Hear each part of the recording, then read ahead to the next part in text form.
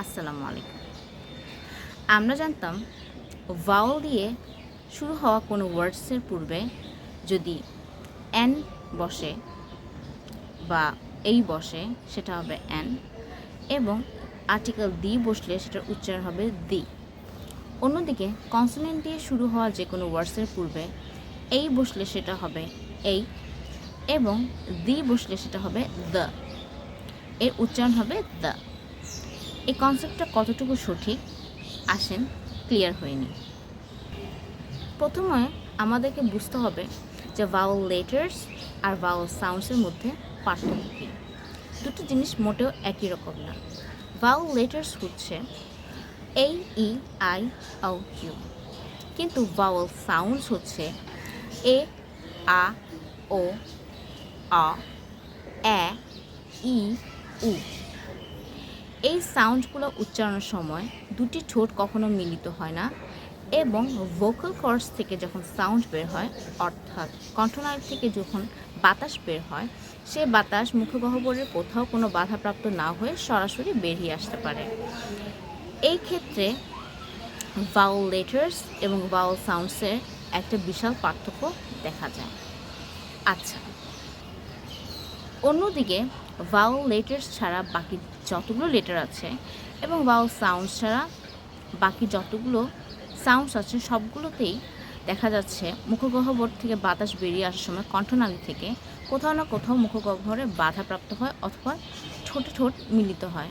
সেক্ষেত্রে আমরা consonant sounds বলে থাকি, এবং এই সাউন্ডসের উপর ডিপেন্ড করেই আসলে নির্ধারিত হয় যে সে লেটারটা, সেই ওয়ার্ডসটার পূর্বে অ্যান আর্টিকেল বসবে না এই আর্টিকেল বসবে, দি সাউন্ড দি হবে না দ্য হবে।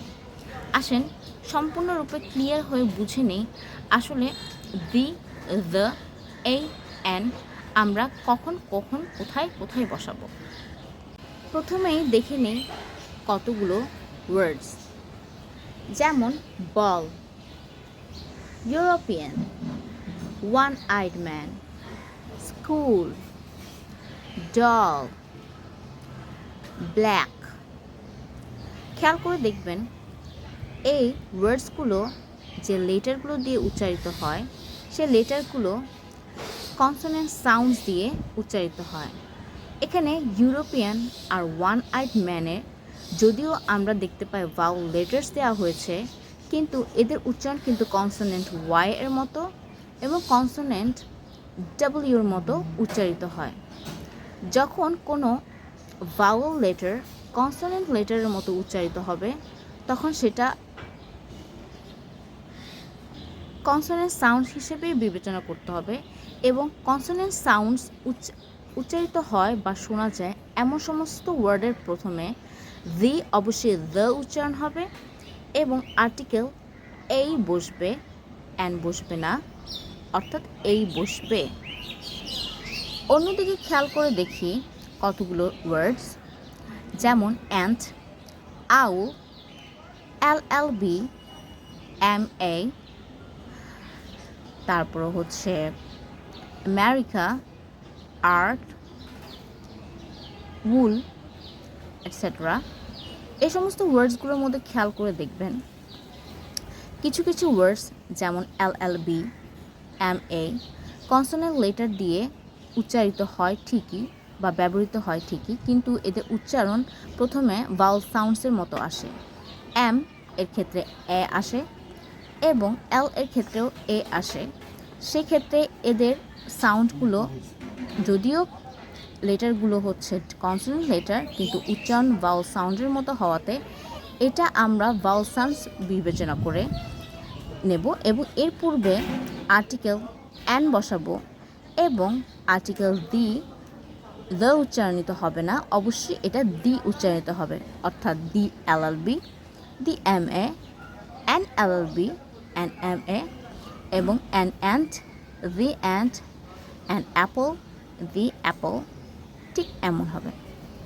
অর্থাৎ সাউন্ড দি হবে নাকি দ্য হবে, আর্টিকেল এই হবে নাকি অ্যান হবে, পুরোপুরি ডিপেন্ড করছে ভাওয়াল সাউন্ডসের উপর এবং কনসোনেন্ট সাউন্ডসের উপর। এটা লেটার্সের উপর মোটেও ডিপেন্ড করে না।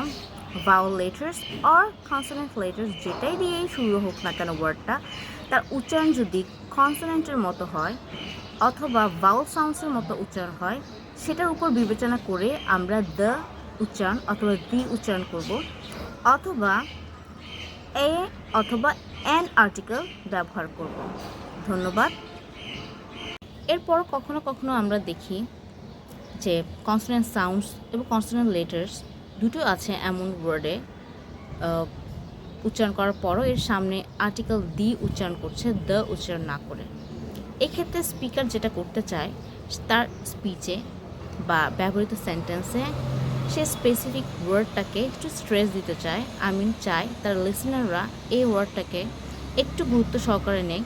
সেক্ষেত্রে সে ওয়ার্ডের আগে দি বসানোর সময় বা দি ব্যবহার করার সময় উচ্চারণ দ্য না করে দি করে। যেমন I want to go to the hospital. I want to go to the hospital.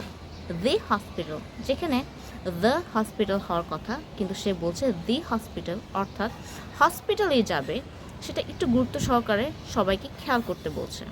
এ সমস্ত ক্ষেত্রে কখনো কখনো কনসোনেন্ট সাউন্ডস হওয়ার সত্ত্বেও এর আগে দি উচ্চারণ না করে দ্য উচ্চারণ না করে দি উচ্চারণ করে। Thank you.